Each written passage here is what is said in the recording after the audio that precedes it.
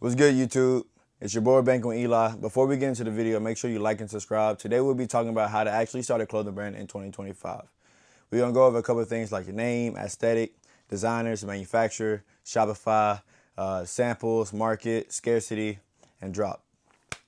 All right, first thing we're gonna talk about is name. You want your brand name to be different than anybody else's. You want it to be unique, non-cliche.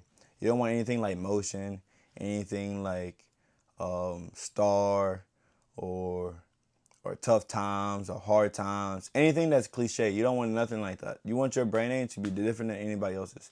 For example, my brand name is called Panda Lane. Panda Lane took me a month to actually come up with. I wanted my name to be different than anybody else's. I wanted my brand name to be just for me and stand alone. Right? So Panda Lane is like P-A-N-D-A, like panda, and then it has L in, like a street name.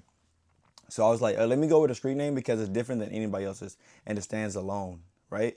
So it's important to find a name that isn't like everybody else. You want a name that you can find that you like, oh, bro, I like this name. A name that attracts people, right? For example, my YouTube name, Bankingweli, right? It's catchy, you know what I'm saying? It has a ring to it, you know what I'm saying? It's not only a catchy name, it has a ring to it. For example, Nike, everybody knows Nike. But some names can be real crazy. Like you can start a business name and name it Poseidon, right? For example. But everybody probably already know about Poseidon because of Greek mythology, right? But when it comes to your business, you can name it Poseidon, and then eventually you can build that brand awareness, and then everybody would know Poseidon, and it'll be more catchy, you know what I'm saying? It'll have more of a ring to it as well. The second thing that's important when starting a business is your aesthetic. You want your aesthetic to represent your whole brand, right?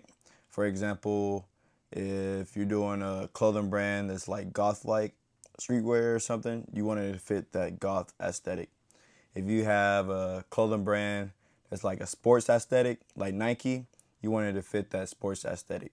If you have a clothing brand that's a streetwear that's like Supreme, you want it to fit that Supreme aesthetic. Bathing Ape aesthetic. Off-white aesthetic, right? People know Off-White about their shoes and their clothing, right? So when you start a clothing brand, your aesthetic is very important. It's how people know you, right? You want to start a clothing brand with a certain aesthetic that people just automatically just can like, ooh, this is Panda Lane, right? You want that aesthetic that draws attention. The third thing that's important is finding a designer. You might not be creative, right? You might not have a creative mindset. You might not be able to draw or anything like that for real. So you might need to find a designer. You can go on Fiverr. You can go on Google and like search freelance designers. You can find on Instagram. You can find a lot of designers. Designers are very important, right? And also, if you are designing, you don't want to be designing things that you see from other people, right? You don't want to be constantly scrolling the internet and then you're like, bro, I come up with all these designs, right? And the next thing you know, you're copying somebody, right? Without even knowing it, right? You don't want to be in that type of mindset where you're copying people. You want to be unique to yourself and your brand. That would draw people's attention a lot more. People like new things and people like things that attract an audience. The fourth thing that's very important is finding a manufacturer, right?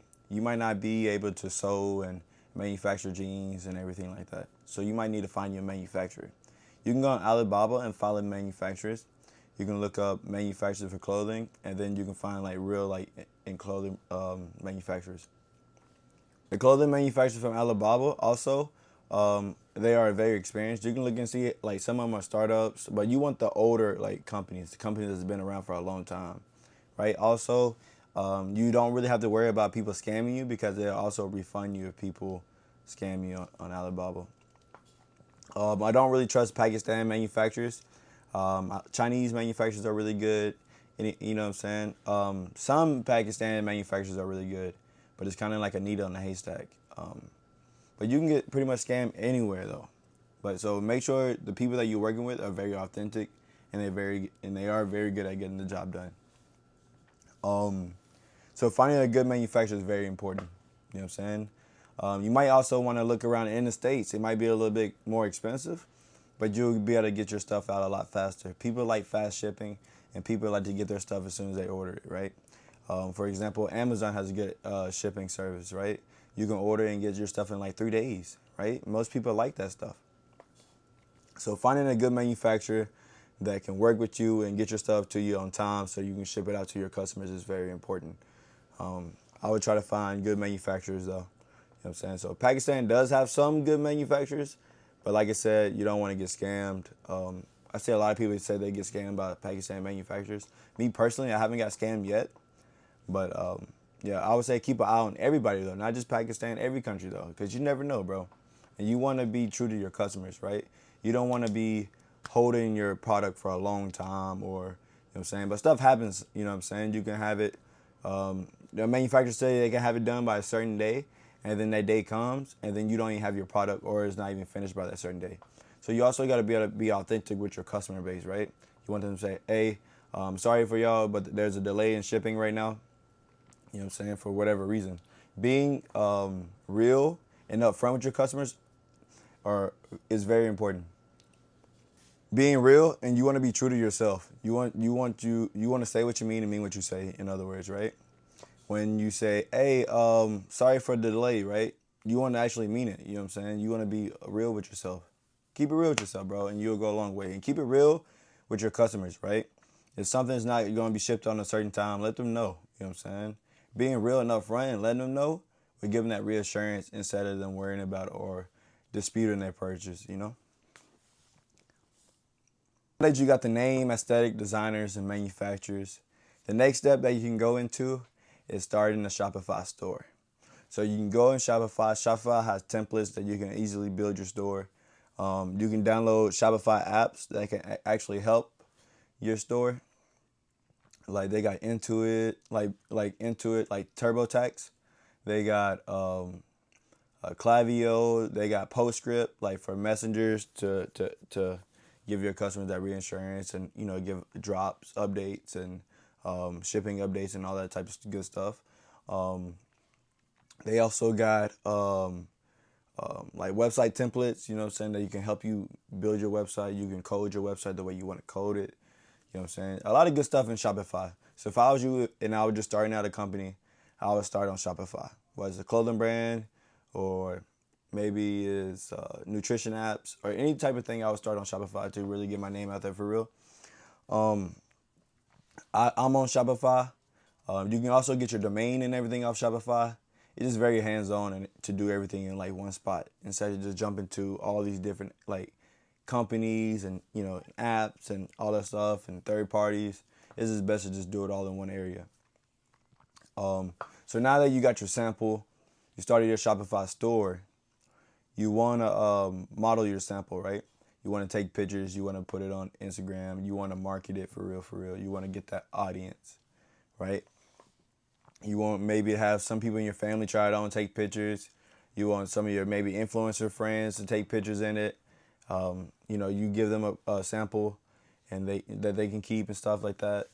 And you might also want to get influencers to help market, right? So basically, like what I was saying, when you get them to wear your product and everything, it's going to help boost it out. It's going to help promote it, right? It's going to give you that promotion. So your friends and your family and people that you know can give you free promotion, and you might need to pay some promotion for influencers and bigger like celebrities and stuff like that you want to wear your brand and represent it to their and represent your brand to their audience.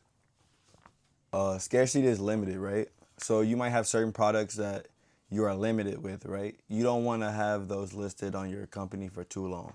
So if you have 20 shirts, right, and you might have 25 people trying to make a purchase. So as soon as those 20 shirts are sold, you want to say sold out, right? You don't want people to steady keep buying something that you don't have on hands, right? You will cause people to not want to shop your brand no more, You'll hurt your customer reputation, right? People probably would leave bad reviews. And we don't want that. We want to draw attention.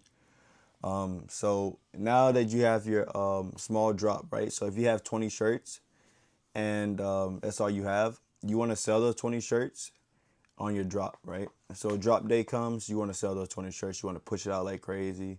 You want the people that signed in the SMS site that I was telling you that Shopify has when you like PostScript and stuff. You can integrate that with Shopify, and then you can also spread like help that like message your customer support and everything. Ah shit. And you can also message your customers and everything and help spread the word and get the name out. Like I said, if you have any problems or issues, it's good to have postscripts because you can message your customers or potential customer that just ordered. You know what I'm saying? Why there's a delay in shipping or just anything that can happen, right? You want to be upfront and honest with your customers. So thank y'all so much for tuning in. Make sure you like and subscribe with the video. The video is only going to get better from here. Much love.